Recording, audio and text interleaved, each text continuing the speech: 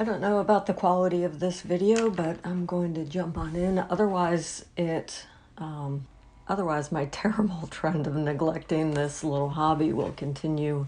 And I can't believe it's already October. My name is Mary. If you are new to my channel, this is where I'm tracking my amateur beauty explorations. I've chosen the name amateur because I am by no means a pro. I came to this quite late. I grew up with 3 brothers and in a family that didn't really tend to cosmetics, although I do have some early memories of my mother. Oh, I always get a hair. Of my mother when we were in Rome, Italy, which is where I went to high school. I have many, many memories of my mother collecting lipstick cases in our travels through Europe. So it's always been a peripheral aspect to my life, but it's never been anything I jumped into until I started noticing that I was starting to show some signs of aging. So the purpose of this video is to go through some of my empties. Now these empties stretch back through, I believe my last upload was in August, so that's quite embarrassing. If this kind of video interests you, I hope you consider sticking around. My microphone is currently in my classroom, so I am actually going to apologize in advance for my sound quality. I'm recording on an app on my iPhone, so I'm going to try to splice everything together and hope that that doesn't inconvenience you. The order that I'll cover these will be hair care, skin care, and cosmetics. I will put timestamps below in the description box if you only care about one of those topics and want to pop around. Okay, hair care. I do dye my own hair. I generally go in once a month and darken my roots, which covers any kind of new gray growth. And then I've done one experiment with highlighting my ends, and I've used a product up that I purchased on the advice of Angie over at Hot and Flashy. This is the L'Oreal Touch On Highlights. It's in the shade H90, which is the iced champagne. And I very much enjoy, I'm not sure how much will pick up on my hair right now. It's a little brassy. I need to hit my hair with some purple shampoo. But because of this little applicator, I very much enjoy this product. Now, I will say that every time I go in and touch up my roots, it does kind of knock the highlights back just a little bit. It seems to be that wash of color that does dampen things down a bit. So I will be purchasing this again in the future. I enjoy it. It's very easy to apply, and perhaps because it was the first time I used it, I had a very light hand, but I was complimented by my hairdresser who said she thought I was doing a fairly good job coloring my own hair, considering she may have been working for a tip. I will let you be the judge of my highlights. Okay, also in the hair care category, I have the Christoph Robin. This is the Cleansing Volumizing Paste by Christoph Robin. And it has a very thick consistency. I received a sample size as part of a gift with products. And I have gone on and bought the full-size tub of this. I absolutely adore it. It's a very thick paste. It smells slightly of rose, but I really enjoy how it gets in and provides the most remarkable scalp massage experience while you're in the shower.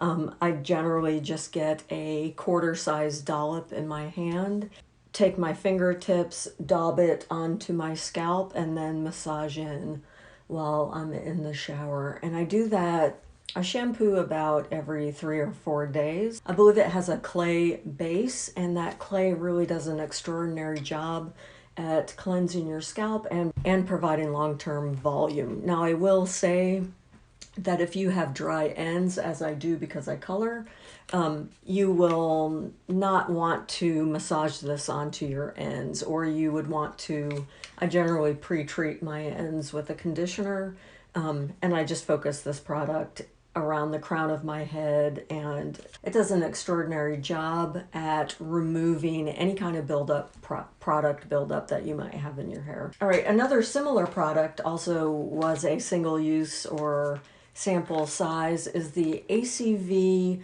apple cider vinegar scalp scrub, and I enjoy this as well, again for that massage like experience. It does a fantastic job removing any kind of debris, but in contrast to the Christoph Robin, this one I find does not really have that additional benefit of volumizing for the following day. But I do enjoy both of these products. Okay, also in hair care, I've got a Way dry shampoo. This is, I just have a tiny bit left. Although it sounds like there's a little bit left, it no longer gives me any mousse when I hit the pump.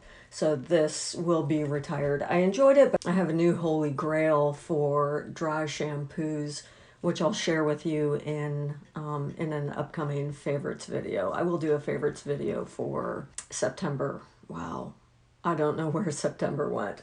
Okay, so I enjoyed this, but again, it gave up the ghost before it's actually finished, and if it's not a holy grail for me, I'm just not interested in repurchasing. Actually, why don't I do skincare in the order that I apply it? I did empty out my Time Revolution Essence by Misha. I purchased this on Amazon. I will provide a link in the description box below. This is basically my dupe for the SK2 Pitura serum. This is absolutely an additional step if you're interested in saving money. This kind of step perhaps is redundant, but I do feel that it's worthwhile. The list price of the Misha on their website is $52, but I can always find this on Amazon for about $18 or $19. And the expiration date is always well within the window, so I've been very happy with this. It is, according to the website, recommended for dull or lifeless complexion, dry, rough texture, temporary redness, and is suitable for all skin types. It contains 80% fermented yeast extract. It clarifies the tone of your skin, refines skin texture, and minimizes redness for a clean and bright complexion, and it is an infusion of moisture. Now, I do use this morning and night in my skincare routine. Love it. Now, also in my skincare empties is the hyaluronic acid from Timeless, and this is the 200 ml size, which I also get on Amazon. And this is the base that I use to mix my own serum concoction. I do add 2 other treatment essences by Timeless. Their Q10 serum and the Matrixyl Synth serum are the other 2 things that I add to this base as my morning and evening serum step. And I love it. I find it very effective. Of course, the most critical skincare ingredient in my routine is my evening dose of Retin-A, which I get from Curology, and my formula is Tretinoin 0.035%, azelaic acid 5%, and niacinamide at 4%. I find this very effective. I end up buying about... This size is supposed to last 2 months, but I actually get closer to 3 months out of this size, even though I apply to the back of my hands and my décolleté. Love it. I see a distinct change in my skin, and I've been using that for about a year and a half. I feel that it's controlling my crow's feet. It's kind of arresting the formation of those crevices that you get on your upper lip as you age, and you lose plumpness here. and it has absolutely arrested any kind of forehead creasing that I have, and it's done a pretty good job with this little horizontal wrinkle that I have between my eyes. Just about done with skincare. I did go through my Biologique Recherche Lotion P50. This is the 1970 version, the full strength version, and I enjoyed it. I will repurchase. I'm going through a Ren skincare. Instead of purchasing the larger size of this, I ended up replacing it with the Ren AHA toner. Again, it's a chemical peel. It's a chemical exfoliator step that I use to get rid of the flaking caused by the Retin-A. Apologies for the different background. As I was editing, I came across the discovery that my camera, for some reason, stopped recording towards the end of my video. So I am reshooting some of that, but I will, hopefully that will translate to a more efficient and articulate segment, one hopes. All right, so this is where we were. We were talking about skincare, and I was about to mention a product. This is the Ren Evercalm Global Protection Day Cream, which I had a little sample packet of, and I adored this product when I was using it. Again, I'm always looking to overhydrate my skin. I am 52. It is certainly starting to show signs of aging. My biggest concern is sort of hitting a balance where I'm using the most powerful active ingredients that I can and mitigating some of the side effects from those ingredients, such as Retin-A.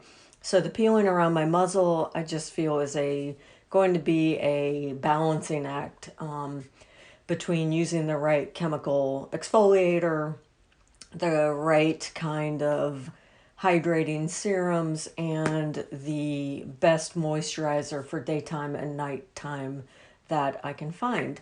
I did go ahead and purchase a full size of that Ren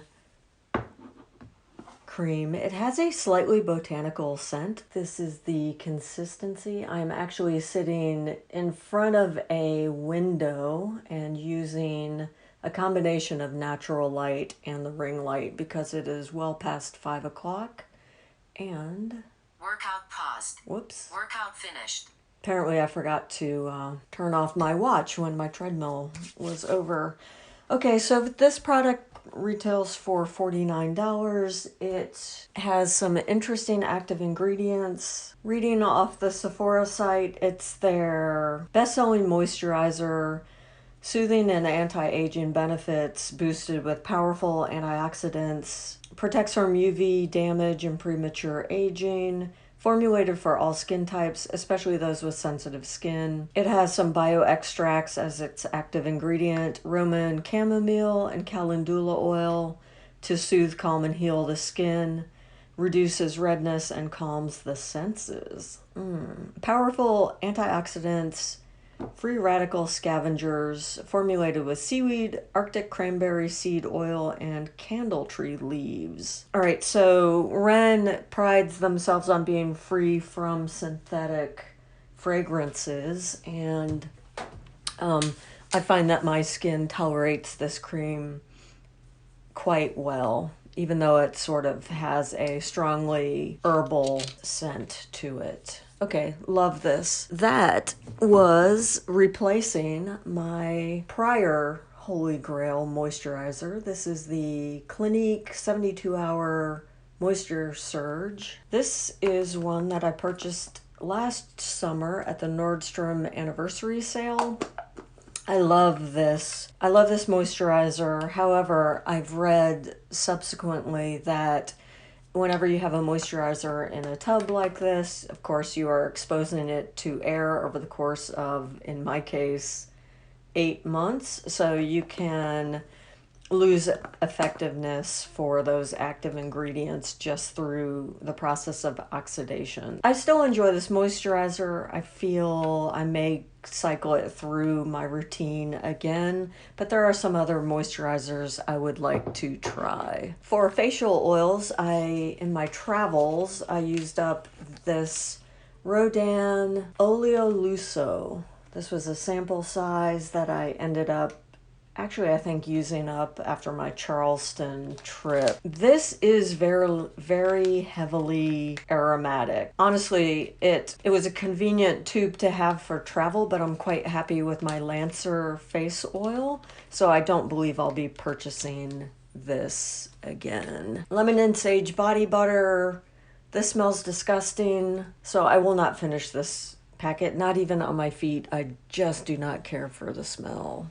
Going right into the trash can with that. I have 2 cleansing balms in my Empties. This is the Ren Rosa Centifola cleansing balm, and this is just this I just found unimpressive. It does not hold a candle to my Clinique Take the Day Off balm, so I have no interest in trying a full size of that product. I may be tempted by this Pharmacy Green Clean. I worked through a sample size tub, and this one has a strongly herbal aroma, but I very much enjoyed how this broke down my makeup and it rinsed away clean, left my skin feeling wonderful. So I may rotate this through once I'm finished with my half tub of Clinique Take the Day Off. I very much enjoyed this. All right, that brings us to one final moisturizer. This is the Chanel eye cream in their Sublimage line. I did very much enjoy this, but the cost is prohibitive. I also have a ton of sample size luxury eye creams. In fact, I probably have 2 years worth of sample size products, so I do not need to purchase this product at this time. We are moving over to cosmetics. We're gonna call this dried up. This is the Tarte Busy Gal Brow Gel. I did enjoy the size of the brush. However, I now use soap brows when I do my brows, so there is no need for me to purchase a brow gel. And I won't be needing to add that expense to my routine. Okay, I was very happy to use up this Clinique Even Better SPF 15 foundation. I did not enjoy this in the least. It was one of the first high-end foundations I purchased as I was getting back into cosmetics, and it just never sets down. Since then, I've been exposed to some lovely, wonderful foundations, and they all just illustrate to me how this is a colossal fail for me. I will not be repurchasing. Also in cosmetics, I have an Urban Decay gloss, which, while not empty, is one I never reached for. And subsequently, it has gone off. Underneath the incredibly minty aroma, it smells bad, so I will be tossing that. All right, the final product in my Empties video is my Lancome Monsieur Big, and this used to be a go-to holy grail for me until I tried the Chanel Le Volume. I do like that I get an intense look from this mascara, but it's just doesn't have those characteristics that I enjoy so much in the Chanel Le Volume, so I will not be repurchasing this. That is all for today. I want to thank you for joining me. I hope you consider hitting like and subscribe. My next video will be Holy Grail products from the month of September. I hope to get that up midweek, and I'm really excited about some of the products that I've added to my collection in the months of August and September, and I look forward to sharing those with you. Have a lovely weekend. I hope you have a wonderful kickoff to the fall season, and I will see you in my next video. Ciao.